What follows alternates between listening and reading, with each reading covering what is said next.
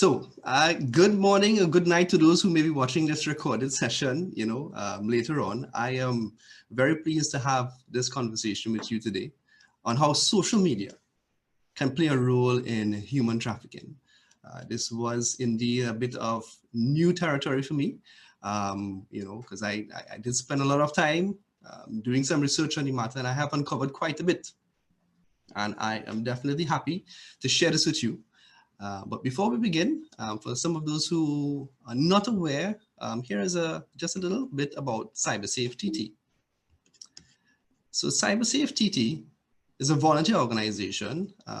We are actually celebrating 10 years in 2020. We would have delivered presentations to over 14,000 students, 2,000 teachers, 3,500 parents, and just over 200 professionals since our inception. And as indicated before, the topics that we would have spoken on would be cyberbullying, social media etiquette, and infamous internet addiction. Many of us probably are not aware, but I'm sure some of us sitting in on the call today might have some little bit of addiction to the internet. And I know our kids are probably being affected by too much internet use as well. So I'm really happy to see so many of you joining on the call today. And I will probably add to these numbers that you're seeing on your screen, because I know that we have folks from far and wide, not just Trinidad and Tobago, sitting on the call today. I thought it would have been best to give you an idea of what that was. Some of the countries that are represented today are Grenada, Jamaica, St. Lucia, Dominica, United States of America, and of course, Trinidad and Tobago. I'm not sure if we had a splurge of new registrations since I got this information. So if I missed out your country, please don't hold it against me. You are well represented regardless. And of those individual countries, we have today, well, at least I have today, a bit more mature audience than usual, as I am accustomed speaking to secondary and primary school students, even though we do have sessions for teachers and parents as well. Nonetheless, I hope that each and every one of you would be able to take something away, and that the time that you spent with me in this presentation would have been useful. So as we get into the thick of things today, I thought it's best that I share with you some of the areas of reference that I would have utilized while working on this presentation, in the event that you yourself may want to do further research on your own. So I would have reference websites that you are seeing here, interviewed and spoken to a couple individuals from the Trinidad and Tobago Police Service, as well as the Trinidad Guardian, and who work within that particular group of companies as well. And this was really for me to make sense of the information that was available on the internet. Not all of the information would have been specific to Trinidad and Tobago, and I really wanted, and the Caribbean, and I really wanted, to bring some points home. So when I speak to you about some of the statistics and so on going forward, you would see reference to what would be foreign and then what would be local and Caribbean and regional. So here's a brief overview of what we are going to discuss today. Yeah, as I indicated, it's an information-packed session, so I would appreciate if you can hold questions until the end of the session. You can type them into the chat, and at the end, we would try to answer as much of them as possible. Now, one last item before we begin. Anyone here who may have sat in on my previous presentations would have known that I usually wear my signature red CyberSafeTT t-shirt, but not today. That's because I'm trying to help orange the world. With today, November 25th, being International Day for the Elimination of Violence Against Women, I somehow felt as if the gods were sending a message that I was gifted with the opportunity to help in this initiative by sharing on such a related topic of human trafficking. So, without further ado, let's begin to answer the question, what is human trafficking? Now, I'm not going to come to you with a textbook definition, because we can all Google up that information and find it on our own. But I want you to open your minds to a different concept of human trafficking, particularly in the digital age. You see, we shouldn't be blinded to think that human trafficking only involves the physical movement of a person. Once you can achieve the act as listed here, the means and purpose in any one of these combinations, then it can be categorized in a sense as trafficking. So there is recruitment, which can be done online. There is deception, abuse of power, which also can be done entirely online. And there's exploitation, which again can be done entirely online. So that's something that we have to be very much aware of. And throughout some of these slides, you would see some website addresses that are posted there. Of course, if you can't take them down at the time of presentation, you can always look at the recording and you will be able to get the links to the information that is shared. So on this topic of human trafficking in the digital age, according to the website HumanTrafficking.org, the myth, and when I say the myth, the traditional definition of human trafficking indicates that it involves a movement from one place to another. However, in reality, and in 2020 and going forward, persons can actually be trafficked right in their own home. And we use the word human trafficking ever so often, but it can also be used in collaboration with or have the same meaning to what you're seeing here. And I'm sure that there are many other definitions and terms and phrases that can be used to bring that thought and concept to mind. And you know, there are two that I've highlighted here: trafficking in persons and modern slavery. A lot of times it has been referred to as a form of modern day slavery. And you would want to wonder why in 2020 we are still in this, you know, unfortunate type of activities and state. Well, as with the root of many things, the business of human trafficking globally is a very, very lucrative industry with reportedly over US $150 billion in profits.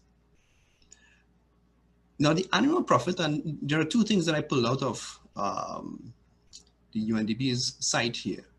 There are two bits of information. The annual profit per victim, so let's just say that, you know, an individual is being trafficked. The annual profit per victim of forced labor, so that's if they were actually trafficked for forced labor, that person would bring to the person that's actually engaging in that human trafficking act an annual profit of US $7,500. And then we look at the annual profit of exploitation, and that actually brings to the person who is trafficking that individual, that victim, an annual profit of US $21,800. And these are rough averages. But just understand that this is the type of figures that we are looking at when it comes to human trafficking. And if we were to extrapolate this to third world countries and less developed countries, where the US currency can be converted to far much more in their local currency, you can fully well see why this might be, you know, unfortunately attractive for someone to engage in. So let's begin our discussion today and speaking about the role of social media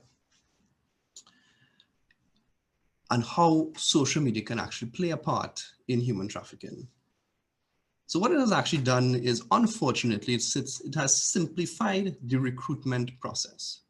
So previously, the recruitment would have had to been a bit more face-to-face and less virtual. Whereas in this instance, there is a very high possibility that recruitment can be done entirely online, with the possibility of continuing the act online or having that ultimate, you know, come and meet me at the mall or meet me for a drink somewhere. And then it actually goes into a person actually being abducted and so on and so forth. The trafficker can actually approach multiple victims simultaneously.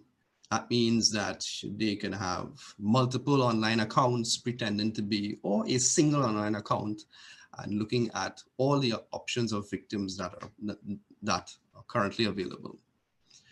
So what we are seeing here is that technology and social media is making it easier and quite possibly increasing the number of victims that a particular trafficker might be able to traffic in a very smaller period and shorter space of time. It's so much easier to get to know who would be the ideal victim now, because we have an unfortunate habit of sharing far too much information on the internet. And when I say we, I mean, I know this really applies to some of the younger folks, where we really drop our guard. They really drop their guard, I should say, when they use the internet. It's because it's become ubiquitous, you know, in their daily lives. It's something that, you know, they would look out for before anything else. As I fondly say, you know, when I actually have presentations in other areas, when I was, you know, a teenager and younger, if my parents took me out on a vacation, you know, you would want to know if they have some of the creature comforts, you know, like warm water and, you know, a swimming pool or cable television even. Now, all the kids want to know is whether or not there is Wi-Fi access. They couldn't care less if they were in the middle of the jungle. You know, they just want to know that they have Wi-Fi. It's because they really simply can't live without it. And they do everything on the internet. And with that, you end up with folks sort of dropping their guard. It's really easy for a trafficker to actually form relationships now, as compared to having to do it face to face. And the technology has also made it a lot easier. For example, things like self-erasing technology, the ability to actually have multiple social media accounts so that you can have multiple personas. And, you know, also it's really easy for these traffickers to access particular vulnerabilities based on what is posted. So in terms of developing a second persona, for the parents that are sitting in on the call today, you know, you might have been told, or you might believe to yourself that, you know, I know all of these social accounts that my son or daughter has. You know, I'm a friend with them on this one, and they have a friend with me on that one. But what you probably aren't aware of is that they probably also have multiple accounts as well, and it's those other accounts that, you know, yeah, you might want to be a little bit wary of, and you may not even know about it. So I always give the quick tip that, you know, there is always that cool aunt or uncle who, you know, might confide with, you know, their niece and nephews or your children. And they may be on those social platforms. And for all, you know, they may be friends with your children on the other handles that you aren't. And that's a good way for, you know, to sort of keep an eye out. You're not trying to be the helicopter parent, but you just want to keep that eye out. You know, you want to be the parent in the virtual world the same way in which you are in the real world. So pull all the tricks out of the bag and, you know, make sure that, you know, you can be that type of parent. So some of the things that we highlighted here, we would speak a little bit more on, one of them being self-erasing technology. So I'm not sure if you're fully aware of this. So even though you may have access, for example, to their social media platforms, some of them, and as you can see here, there quite a few of them are the popular ones, now have this self-erasing technology where a message posted can be, well, sorry, a message posted will disappear after, whether it be a few seconds, a few minutes, sometimes days or weeks. And the different apps can actually have different settings that would allow that message to disappear. So if for whatever reason your kid is engaging in some sort of conversation with a stranger, and we'll have to put it at that for now, you know, of course, they may be saying intimate things. They probably know that what they're saying and doing on the internet is something that a parent or guardian would frown upon. So therefore, they would try to employ a whole host of different techniques to cover their tracks. And self-erasing technology, which unfortunately, in my opinion, is being implemented in almost all the mainstream applications, is something that's also being used in cases like this. The one that I have highlighted here, however, is PrivNote. It's not an app, it's a website. So the thing is, you can actually still keep your social media apps clean, but visit PrivNote. You don't even need to have an account. You type it up in the website browser, send your messages to whoever you want to send it to, and then close off, almost as if, you know, that interaction never happened. So that's one thing to note, parents, that, even though someone might be willing to give you their device, their laptop or their phone and say, yeah, sure, fine, go ahead, check, I'm not doing anything. There is that option, and you can check to see if that's turned on or not. Now we're speaking about using social media and traffickers being able to easily assess the vulnerabilities of their potential victims. And on the right of this screen here, this slide, I actually have a tweet that was sent by someone earlier this week. Of course, the names have been changed, and I've, sort of tried to eliminate something to point back to that particular individual. But I'm just going to read what it is that, they said. So the person said, so I'm in this place today buying something, and the cashier says, how was your day, Jane? And then they proceeded to have a full conversation. And when she walked out, she realized that at no point in time did she ever say her name. But yet still the person was able to identify her. And this would have been a random person out of, it's not a place that she would have been quite accustomed to visiting. And here's the interesting thing about this. She was unaware that information about her was so freely available. One. Two, I think she was unaware and also quite taken aback that someone, a complete stranger, would take that information and record it in their minds so that they would actually now remember her name by face and begin to have a conversation. So the thing is that, and the point to take away here is that we post simply too much information on the internet. And not just that, but we often forget who we share it with. So now, just before we enter the session this afternoon, I do this check, on Facebook, on Instagram, on Snapchat, and so whatever.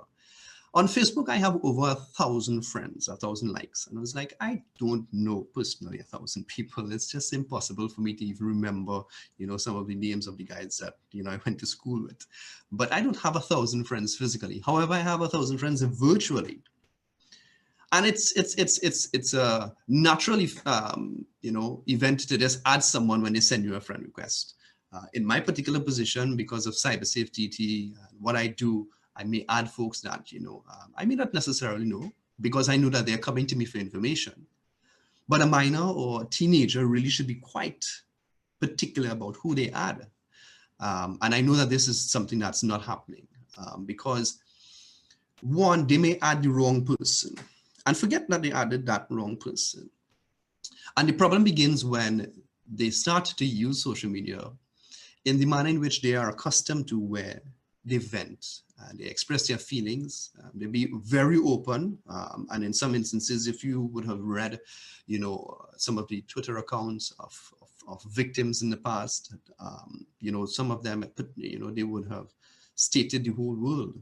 And people right close to them, living in the house and, sleeping in a bedroom right next to them, would not have a clue that that particular individual is going through this amount of emotional stress or pain.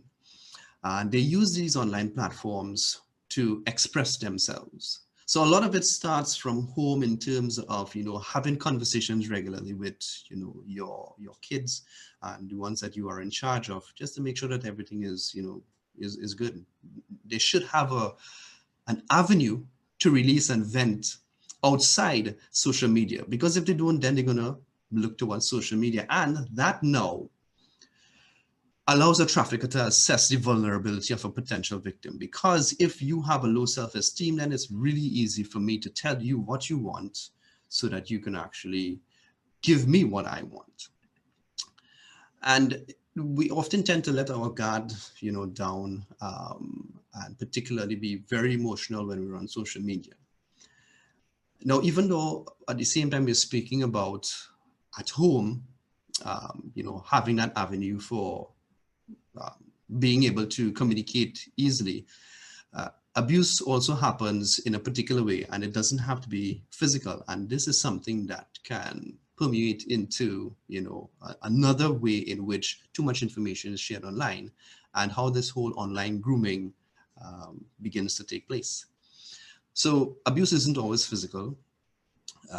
Someone might be a victim of cyberbullying, which is very, very rampant in Trinidad and Tobago. And I'm sure in the Caribbean, I know I would have done some conversations with my colleagues in Jamaica, and I know that that's a big issue there as well. And I really welcome the opportunity to speak to a couple schools in Grenada, in the coming weeks on these particular topics, because knowing how to deal with a cyberbullying issue is one step in preventing, or preventing you from being a victim of human trafficking. We have to be extremely cautious with what we say. Sometimes it's very easy for words to come out of our mouths, and you're thinking that, well, I'm not really abusing them, I'm just telling them something, but the saying, sticks and stones may break your bones, but words can really hurt you, and it's really much more pertinent now than before. So online grooming, it's that concept, and I know the Institute would have had different sessions on online grooming, so I don't want to go in too much into the definition of it, but it's essentially a mechanism that is a catalyst for human trafficking, where you tell the victim what they want, you make promises, you are the heir that they are looking for, you are that shoulder that they want to cry on. And they are fantastic in doing it. They focus on meeting the needs of the vulnerable youth by understanding, what their hurts are, and they have the correct things to say. And I'll show you a slide in a couple as to how they can respond, to simple things that they may see. For example, updating their social media status with a particular phrase that might indicate, hey, it looks as if this person is going through some challenges. And whereas the true friend online might want to lend a comforting, word towards that, then there is also the trafficker who is also going to lend that comforting word, but he may be too real. Now, there's one thing that I uncovered in terms of how a trafficker works, is that they often tend to make promises to buy things for individuals. And that's generally how, in the past, a trafficker would have gotten someone to leave the comfort of their home and come meet them outside. And hopefully the unfortunate event wouldn't happen immediately, but you may meet someone, and it could be someone from secondary school, primary school, and they may have to travel to go home, and they may leave home and go to meet this person whom they've only met online, because they would have expressed some sort of need or want online, and that trafficker would have made promises to fix their phone, or buy them a new phone, or buy them some sneakers, or get them something nice to eat. Simple things that we might think. But remember, we are also speaking about emotionally vulnerable individuals. So what might be simple in our minds might be a really big thing to them. So I wanted to draw a reference here on buying electronic gifts. And electronic gifts would be things that parents would not even be aware of that their kids are receiving. That's really important to note, folks, because you can actually get things like what I have listed here. And I'm not really, to be honest with you, I'm not really talking about gift cards like Amazon and so on. I'm talking about gifts that you can use in online gaming, things like V-Bucks and World of Warcraft Gold and so on. These are things that a trafficker can actually just, send to someone's account, and they receive this money. And I mean, I know some kids, they go crazy over, these digital type of currencies. And you can easily win someone's friendship by, doing this type of activity. And that leads me to online gaming, where some of these tournaments are open. So there are online gaming sites where you have open tournaments, and an open tournament is one where anyone is allowed to join, not just, the friends from school, but anyone throughout the world. And it's not to say that, we're going to block and prevent our kids from engaging in these activities, because I've seen, some kids excel fantastically in the online gaming realm, so much so that, it's become a profession for them. And some of them even make, a pretty decent amount of money by playing and winning online games. But what we have to bear in mind, and this is what they need to be aware of, is that it allows the traffickers and pedophiles to lure kids in with things like free upgrades and e-currency. And the point to note here is that these kids are not categorized as vulnerable. They don't have depression issues. They're not, they're probably not emotionally unstable. They're probably just as happy as you and I on a regular day, and they are happily playing their games. That does not mean that they are not a potential target for human trafficking. Because again, if you try to get into the mind of a human trafficker, which is essentially trying to get into the mind of a criminal, you realize that everyone and everything is fair game. So it's something that, I think that we as parents need to be extremely aware of. We would have spoken about in the past, chats as it pertains to these online gaming tournaments and who can come in and say what and share what. And it does not, and let's be very real here. This is not limited only to online gaming tournaments, but there are many sites that are open and free. Even some educational sites where you create an account and anyone can actually join. And there is really no sort of security restrictions. So it's something to be aware of. We need to make our kids aware of it and let them know. I mean, that very simple phrase from back in the 80s, don't talk to strangers, it really applies in the real world as well as in the virtual world. So I did mention to you about some phrases, and I sincerely apologize for, the size of the text here. I'm sure if you look at the recording thereafter, you might be able to see it a little bit more. But this is almost like a game book that a trafficker might possibly use, where he would look at a core message that comes from a unit that exposes some level of vulnerability, that they might say they're not feeling loved. I don't have any friends. I'm scared. I want to be successful. A lot of negative thoughts and comments. And unfortunately, these are comments that I see on a regular basis. I have so many youths that have followed CyberSafe TT account and followed other accounts that I'm associated with, and ever so often something might pop up. And I take the responsibility to, either follow up with their school, if I know their parents, or someone that's related to them and saying, hey, just have a look, see what's going on here. This is, send a screenshot of that tweet, but that may not necessarily happen across the board.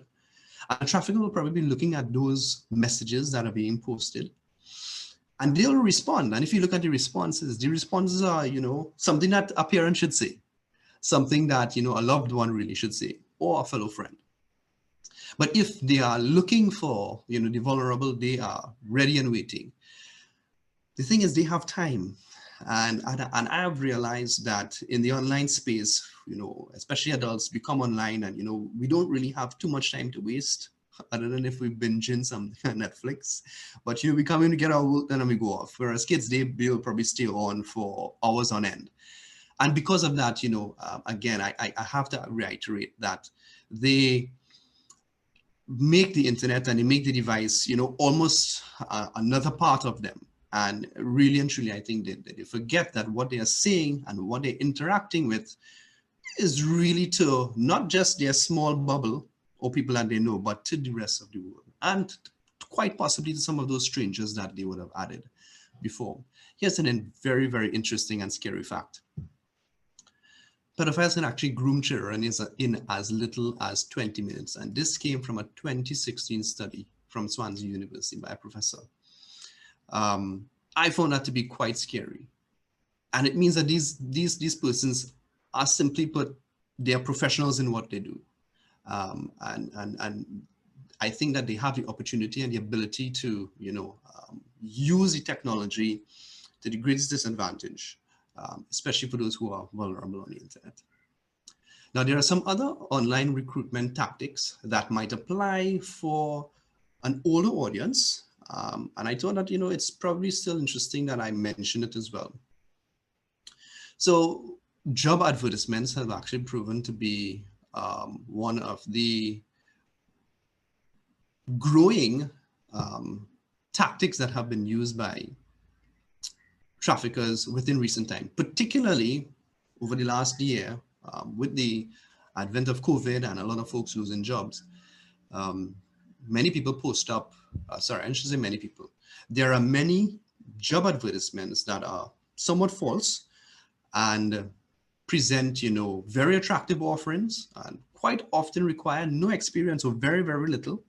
And you have folks who are coming out of, losing a particular job and just really looking for something to do. And, they're exploiting that need by that particular individual. And it may end up to be something that's not, entirely true at all. And then there's another thing that I noticed as well, and this is from doing some research on some other forums, request for recommendations, particularly on Facebook. So ever so often, for those of us who have Facebook accounts, you might probably see someone is looking for a recommendation for a business that might, make furniture, or someone who may be selling a particular product or offering a particular service. And in the true nature of social media, you're going to have scores, maybe hundreds of people responding, saying, yes, we can actually do this. My recommendation here is you go by what your friends recommend. It means that they probably would have tried out the service or would have heard that someone used the service before. I would really stay away from just jumping in and trying to meet someone, physically, or get involved with someone to, to complete a particular service that, you've never met or have any relation with. It's really important that, if you have to meet someone, and again, this is a message for adults as well as for the young ones. If you have to meet someone, you might be purchasing a toy or a piece of jewelry, whatever it is, don't go by yourself. Simple and straightforward as that, Again, a lot of the things that we're mentioning here is as a result of interacting with social media and technology. And I think we were realizing, and it's something that I often start off my conversations with, is that technology is not the problem, but it's how we use it, right? So I just thought I'd stick that in there. The social media realm and internet is just making it so much easier for many of these things to take place that we really have to bear in mind. And again, at the end of the day, it's not for us to remove access to, right? Because that's not going to make sense. In one of the previous slides, I shared with you some apps. I'm sure that there are tons of other apps that, people can have messaging and so on for. So it's not a matter of the app, but it's really how you use it and the education that's around it. Now, social media can actually be used to control victims, and I've actually seen this before. And again, this adds to that whole act and means and purpose that we discussed earlier when we understand what human trafficking is. So many reports would have come to CyberSafeTT with respect to, sharing of private photos, whether it's voluntary or involuntary. And you may have an instance where a trafficker, woos a victim into thinking that, they are getting intimate and, the relationship builds on the internet. And one thing leads to the next. And unfortunately, the victim may send some, very private photos of themselves. And this is not adults, this is younger folks. I mean, unfortunately, I see it on a very regular basis, or have reports of this being, shared on a regular basis. And, people still just don't learn. If it's something that you don't want anyone else to see, don't share it on the internet regardless. So you have two course of actions here where the trafficker could then threaten to release those private photos, in which case now you have control over that person to do whatever, keep sending more. And they can then either use those pictures and sell it to pornographic websites, or, to make some additional money there. But pretty much you have that person under your control. And they just keep asking for more and more. And you might think to yourself, well, why don't someone just, why don't they, they just come and report it? But it's, again, whether it's a younger person, worst case, or even an older person, they realize that, they've really made an error and it's a lot of embarrassment, and they feel as if they're going to get into a whole lot more trouble if they report it. So, they live in that, in that space, and, try by whatever means they believe is appropriate to get out of it. So there's a lot of psychological manipulation that's going to be done, by the trafficker. In some cases, reverse psychology, where they tell them that you are nothing without me. You really need to stay with me and stick with me. And again, I'm using this in context of the whole idea or concept of owning someone and modern man, having someone almost as a slave, in an entirely virtual sense. Because yes, there are so many conversations that we can have with respect to the traditional forms of human trafficking, but that's not what we are here to speak about today. Because the scary thought is someone very close to you who might be in that bedroom right next door might be experiencing some of these things. So it's always good for us to be aware of what's going on. And that brings me to identifying some traits of online victims. And a lot of these traits actually are quite similar, or even very similar, I should say, to identifying a regular human trafficking victim in real life. They become very reclusive, so they try to avoid eye contact, with people. They're not as open and jolly as they are. They have extremely low self-esteem. If you speak about anything to do with law enforcement, they may get, agitated, for example. And one of the other things that may not necessarily relate to the digital aspect of things, but if you see a lot of children at workplaces or children working, that has often been interpreted as a telltale sign that there may be an adult that's being trafficked. So we are coming a bit closer to the end of the presentation today. I know that we would have mentioned quite a lot, and I am really happy that we would have had a few individuals from the Caribbean, and someone that's from the United States as well, a couple of folks from the United States sitting in. So what I attempted to do was kind of give a sense as to how Trinidad and Tobago, as well as some of these other countries, rank in the global sense of dealing with human trafficking. So Trinidad and Tobago is currently at tier 2, and as you can see here, there are 3 tiers of this human trafficking categorization for countries. And tier 2 indicates that the government has recognized and making significant effort to meet the Trafficking Victims Protection Act, which you can get from the United States government, and that they are meeting the minimum standards. And it also indicates that the governments are significantly doing things on an annual basis to continue to combat the particular instance. Now, I've highlighted a few here. I think I would have been able to capture the majority of our panel, of our audience today. And again, being in Trinidad and Tobago, I had to highlight, under the tier 3, which I'll explain to you in a bit, that of Venezuela. So this gives you an idea, and it's really interesting to have a look at this. And it's a standard that's used by the United States government to assess, how other countries have or are improving their ability to combat human trafficking. And again, for information purposes, in Trinidad and Tobago, law states that criminalized sex trafficking and labor trafficking would bring to you fines of 15 years of imprisonment and no less than $500,000 where the victim is an adult. And of course, you're seeing something very different for children, where it's no less than 20 years and no less than $1 million when the victim is a child. So in Trinidad and Tobago, there have been a steadily, increase in the number of victims and people and persons charged. What we're seeing here is that, the cases are hovering around the high 30s. And of course, that is what, any country would want to bring down. And I think once traffickers are aware that, that the government is making an active case, and the protective services are actively working towards solving these problems, that's one step in bringing some sort of resolve to this going forward. So I also have some, again, a bit of unfortunate stats. So in the past 50 days, 12 females have been reported missing, and in the past 50 days, 11 males have been reported missing. Whether or not, I think out of these though, 1 or 2 of them may have been recovered.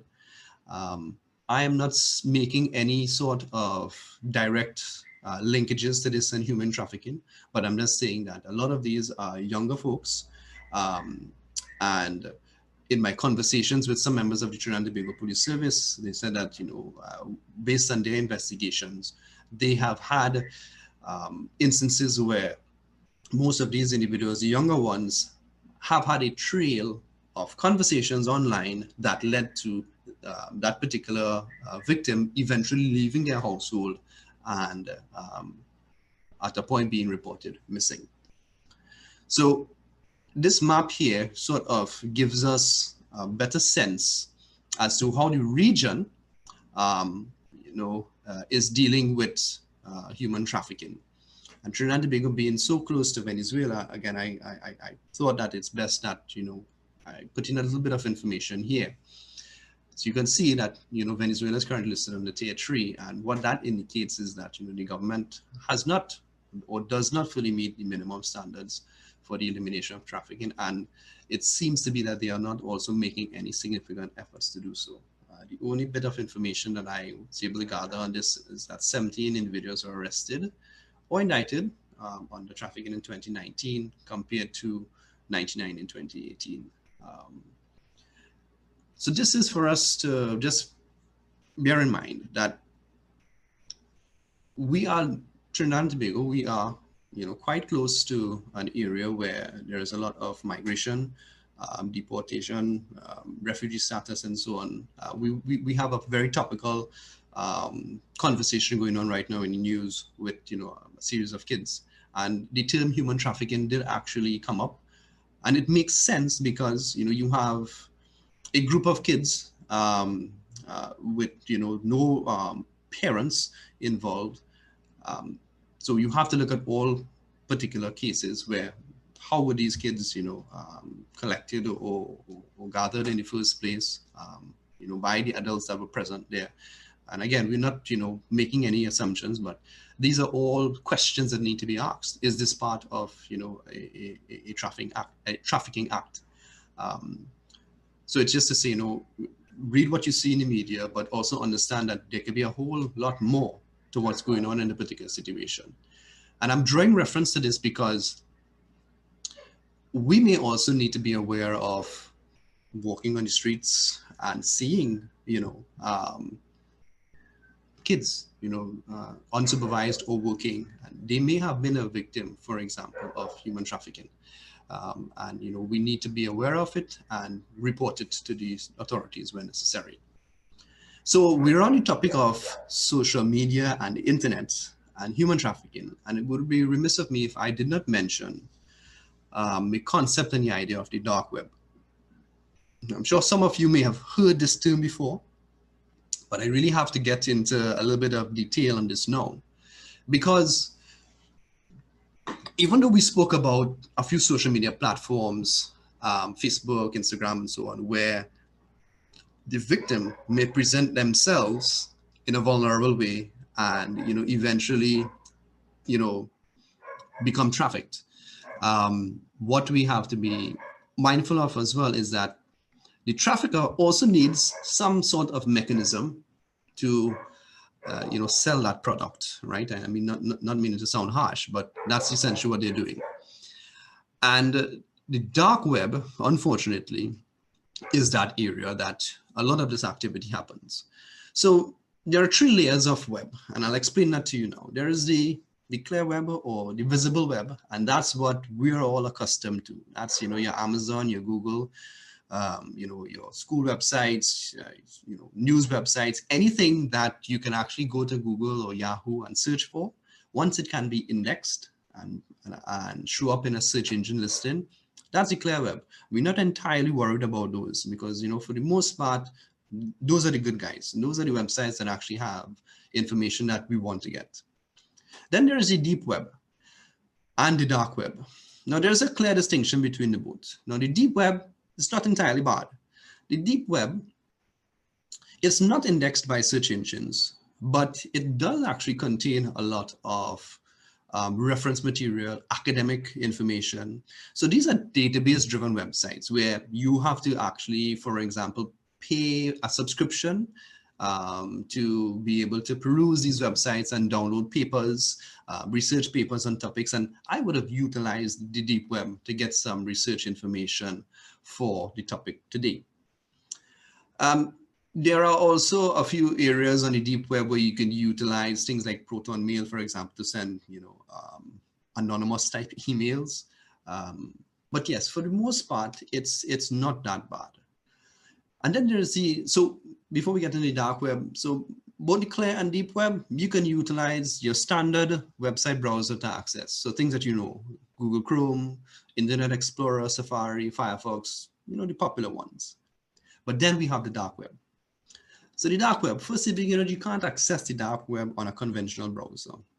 You need a particular type of browser to access it. If, for example, you hear that your child is utilizing a browser such as Tor, or they may say an Onion browser, that's something that allows you to access the dark web. Now you need to really be, a little bit technical if you're venturing into the dark web in the first place, and I am by no means making any recommendation for anyone sitting in the conversation today to do so. Because by getting into that environment, you are also opening up your computer to hackers and the whole, world of online vulnerabilities if you are not so protected. So just downloading an Onion browser or a Tor browser and trying to get access to the internet will probably lead you into a lot of trouble. So you can't search Google for these websites. Nothing's going to come up. They exist. Their website addresses changes quite regularly. And they have very, very, very bad content. I chose not to share any of that content today.